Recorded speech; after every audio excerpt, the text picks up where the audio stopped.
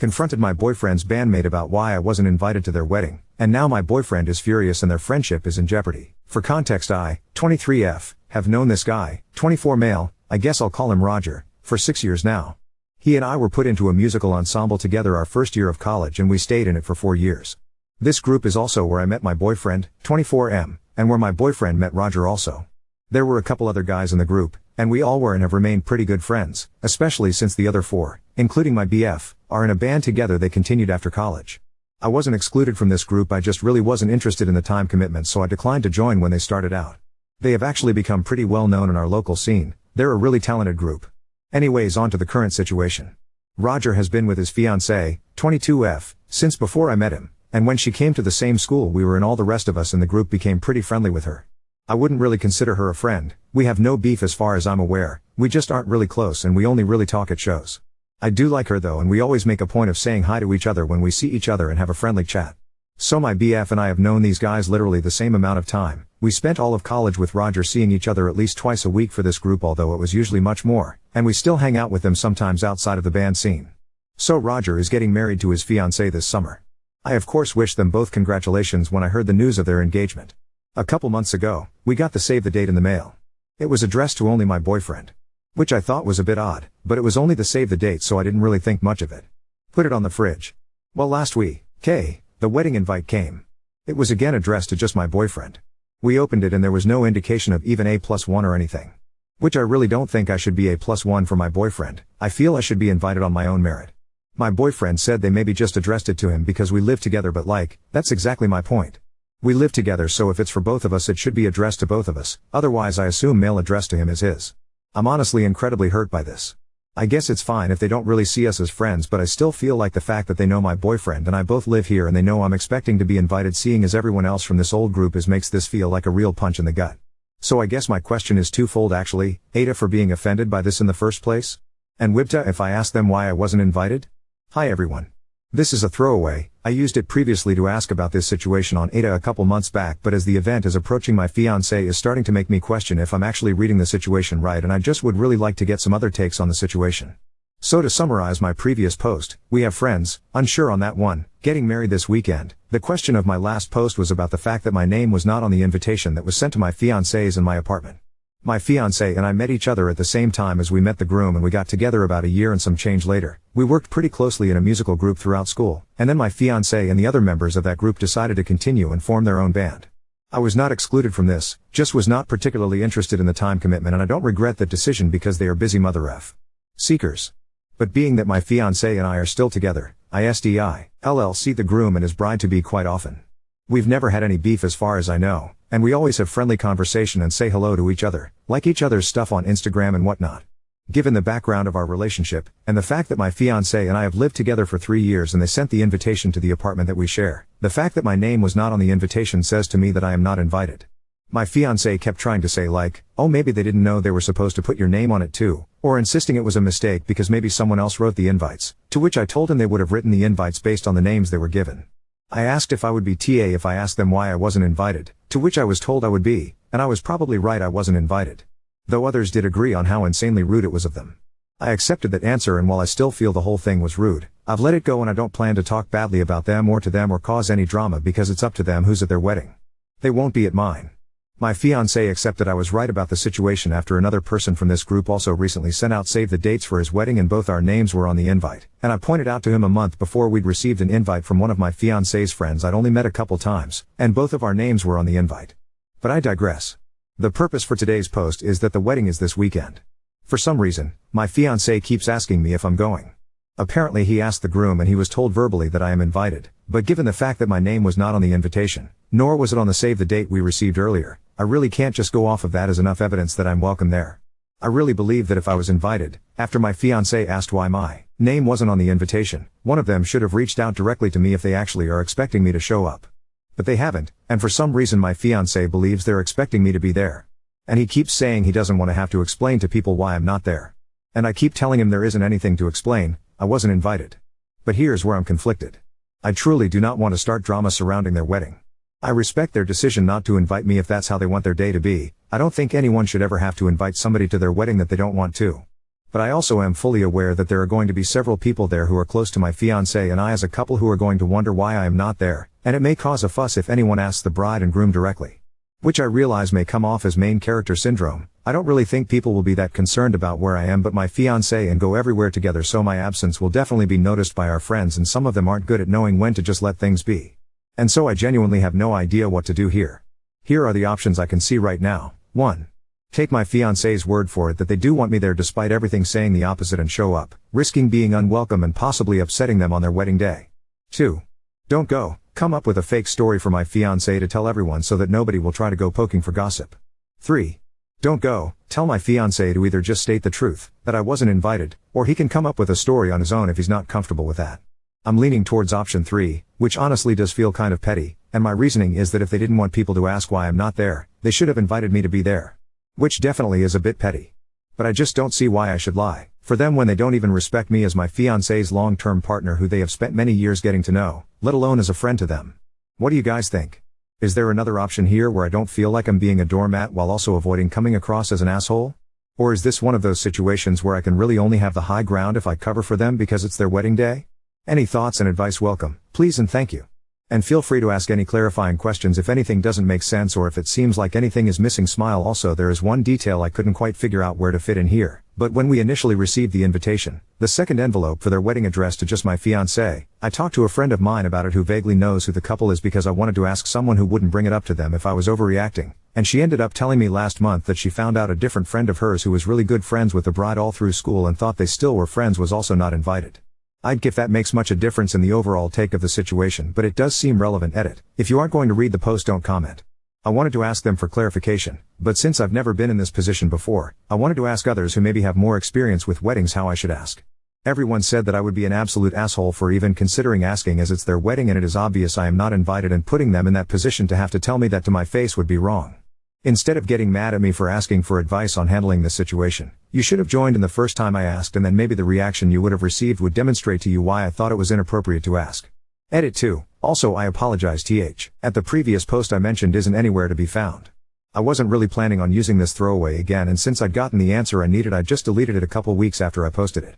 I'd count to see deleted posts, but if anyone can find it you'll see this post lines up with it, and the general comment consensus was that I absolutely should not ask the couple for clarification.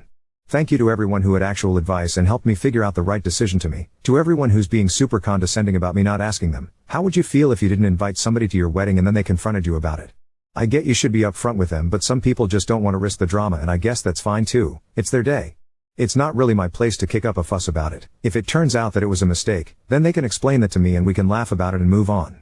But if I am in fact right, it would be really shitty to them to make a fuss about it when the day has nothing to do with me. This isn't about this generation too scared to talk to people, it's actually about having common courtesy to realize when it is appropriate to make a situation about me and when it is not. This is one of those situations where it is not, so I wanted to know the best way to make sure I uphold the fact that I don't want to be a source of drama for them surrounding their wedding. I did get a lot of good perspectives about possible mistakes that could have happened here, and I'm super happy to accept that as a reality if they explain that to me, but for right now, I'm just going to quietly accept the situation as is and find something fun to do this weekend instead. Update 1. So first of all, I'm very glad I didn't go. My fiancé was quite unhappy when he came home from the wedding and told me I was onto something. Turns out I was not the only partner that was missing, but my fiancé is still a bit confused by the whole thing because it struck him as really weird who didn't have their partners there. Plenty of people did ask about me and where I was. My fiancé just kind of generically told them I couldn't make it. But the bride and groom did not ask about me, though the groom came up to my fiancé and said something about, "Can't wait for your wedding," which is what made him realize I was right about the whole thing. None of the bridal party, many of whom we know well, asked about me, which also stood out to him considering how many of the guests did. One thing that strikes me as odd is that my fiancé confirmed there was no designated seat for me, but there were a lot of empty seats. Which leads me to wonder if they knew how entirely confusing and weird this was and they were preparing for people's spouses that weren't invited to show up and play it off by having a seat available. I don't know. That's pretty much it. The whole thing honestly feels even more confusing after the wedding, but I do at least think it's pretty clear that I was right and made the right decision in not going. No real drama happened, and I'm not gonna really bother to try and find out more from them or from anyone else, but it is disappointing to say the least. My fiancé is pretty disappointed too to find how little these friends respect not just me as a person, but me as his partner. But that's just how it goes sometimes, I guess. I really just wish they had been direct, even if the reason they gave was a lie, that I wasn't invited. I would have understood if they said it was a matter of numbers, but the way they went about this just seems so pathetic and cowardly to me. But it appears as if we weren't the only long-term couple they did this to, so I think it says a lot more about them than it does about me. Now on to second story. Discovered my mother-in-law infected my daughter with chickenpox on purpose using a contaminated blanket. Now I want her out of our lives. Earlier this year my husband, 31 males, and I decided to spend Christmas with his family for the first time since my daughter was born last September. Since they live 12 hours away, we decided to stay for a few weeks before Christmas so they could spend loads of time with Annie, 13 months. We arrived early like we planned and everything was great. I've had a few disagreements with my mother-in-law Trish, 56F, in the past over my parenting style. She criticized me for using disposable diapers, buying baby food from the supermarket and not raising Annie as an organic baby, but everything seemed great. After a day or two settling in, my husband and I decided to pick up a few gifts from a mall around an hour away before the last-minute rush kicked in. My father-in-law, 60M, tagged along. Trish said she was happy to take care of Annie. We got back a few hours later and Annie was down for a nap on a blanket I didn't recognize. Trish said one of her friends dropped by and gave it as an early Christmas gift. It looked pretty old/worn, but I figured one of her hippie friends was just recycling it. The next 2 weeks were fine, aside from Trish making a point to prepare meals for Annie from scratch. I mentioned this to my husband and he said to just let her be. Annie mostly mushed the food Trish gave her with her hands through the bowls on the floor, as she's been doing at the moment. Trish said it would take her a while to get used to nutritious meals. I was getting sick of her meddling, but it was only for a few weeks, so for the sake of the holidays I let it slide. The day after Christmas Annie was really unsettled and wouldn't stop fidgeting and crying. I took her temperature and she had a fever, so I kept an eye on her for the next few days and it thankfully started to go down. This morning, she started to get a rash and blisters on her arms and legs and I freaked out. I was packing a bag to drive to see a doctor when Trish asked where I was going. I told her Annie had a rash and I was taking her to see a doctor. She got a weird smug smile on her face and told me there was nothing to worry about. When I asked her what she was talking about, she said without even looking at Annie that what she had was just chickenpox. I asked her how she could possibly know that and she casually admitted one of her friend's grandkids had chickenpox a few weeks ago, so she asked them to wipe a blanket over the child's arms, legs and face and bring it to her house. At this point I couldn't believe what I was hearing, so I asked if that blanket was the gift Annie was sleeping on. She said it was. I lost my shit. To be honest, I don't really remember what I said because I was up most of the night for 2 days checking on Annie. I just unleashed on Trish asking what the fuck was wrong with her. My husband and father-in-law came to try to calm things down and Trish dug in her heels and said chickenpox was the best and most natural thing for Annie to build up her immunity. I already have a vaccination schedule in place with my pediatrician and she was booked in to get immunized for chickenpox at 18 months. We drove to see the doctor and he confirmed she had it. He said I'll have to cut Annie's nails short and might have to tape socks on her hands while she sleeps because kids so young can scratch until they bleed and that will leave scars. On the drive back my husband started making excuses for Trish, that she was only doing what she thought was best. I couldn't believe he was defending her and we fought most of the way home until I told him to stop talking to me. Annie's been scratching like crazy and I just had to tape socks over her hands. Trish tried to talk to me when we got back and I told her to get out of my sight. We were meant to stay until Wednesday, but I just finished packing up our stuff so we can leave first thing in the morning. I'm so angry I can't even think. Whenever I hear Trish moving around in the kitchen my heart starts beating faster and I feel like going out there and grabbing her by the hair. I don't ever want to see her again or let my daughter see her again. What can I say to make her and my husband realize the enormity of what she's done? I don't think I can speak coherently to their faces until Annie gets better. Update 1. Over the holidays my mother-in-law Trish, 56F, deliberately infected my daughter Annie, 1F, with chickenpox by wrapping her in an infected blanket while she was left alone with her for several hours. Trish didn't tell anyone what she had done until Annie came down with a horrible fever and rash. Annie was booked in for her chickenpox vaccination at 18 months, but Trish thought what she did is 100% normal, despite the fact it's caused Annie significant pain and distress, and now scarring to her face and arms. When I found out what she did I was livid and had a shouting match with her and packed up our things to leave the very next morning. It soon came out my husband Jack didn't think Trish had done anything wrong. On to the update. I didn't think it would be possible, but things got worse. I got up first thing the next morning and started packing our stuff into the car.